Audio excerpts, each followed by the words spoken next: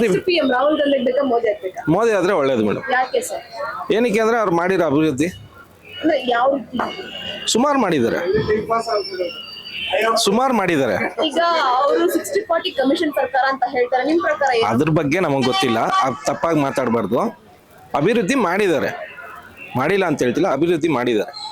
ಮೋದಿ ಅವರು ಏನು ಕೆಲಸ ಮಾಡ್ತಿಲ್ಲ, ದೇಶ ಸುತ್ಕೊಂಡಿದ್ದಾರೆ ಅಂತ ಕೆಲವು ಮಾತುಗಳು, ನಿಮ್ ಪ್ರಕಾರ ಏನ್ ಅನ್ಸುತ್ತೆ ಸರ್? ನಿಮ್ಗೇನ್ ಅನ್ಸುತ್ತೆ ಮೇಡಮ್? ನೀನ್ ನನ್ನ ಕೇಳ್ತಾ ಇದ್ದೀರಾ, ನಿಮ್ಗೇನ್ ಅನ್ಸುತ್ತೆ? ನಾನು ಹೇಳ್ತೀನಿ, ನಿಮ್ಗೇನ್ ಅನ್ಸುತ್ತೆ? ಅದೇ ಗೊತ್ತಾಯ್ತು. ಎಲ್ಲಾರ್ಗೂ ಗೊತ್ತು, ಆದ್ರೆ ಇಲ್ಲಿ ನಡೀತಾ ಇರೋ ವಿಷಯ ನಿಮಗೂ ಗೊತ್ತಾಗ್ತಿದೆ. ಎಕ್ಸಾಂಪಲ್, ಇವಾಗ ಬಸ್ದೇ ತಗೊಳ್ಳಿ, ಫ್ರೀ ಬಿಟ್ಟಿದ್ದಾರೆ.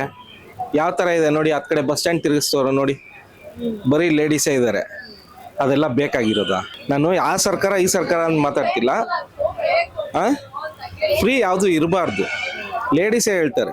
ಒಂದು ನೆಕ್ಸ್ಟ್ ಇವಾಗ ಕೊಟ್ಟಿದ್ದಾರೆ, ನೋಡೋಣ ನೆಕ್ಸ್ಟ್ ಟೈಮ್ ಬಂದ್ರೆ ಆದ್ರೆ ಪ್ರಧಾನಿ ಬಂದು ಮೋದಿನೇ ಆಗ್ಬೇಕು.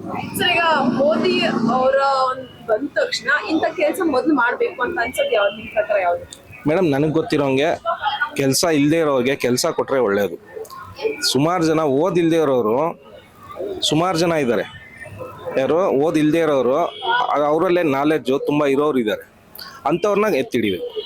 ಸರ್, ಈಗ GST ಮಾಡಿರೋದು ಸ್ವಲ್ಪ ಜನಕ್ಕೆ ತೊಂದರೆ ಅಂತ ಹೇಳ್ತಿದ್ದಾರೆ ಮೇಡಮ್. ಅದು ಕರೆಕ್ಟೇ.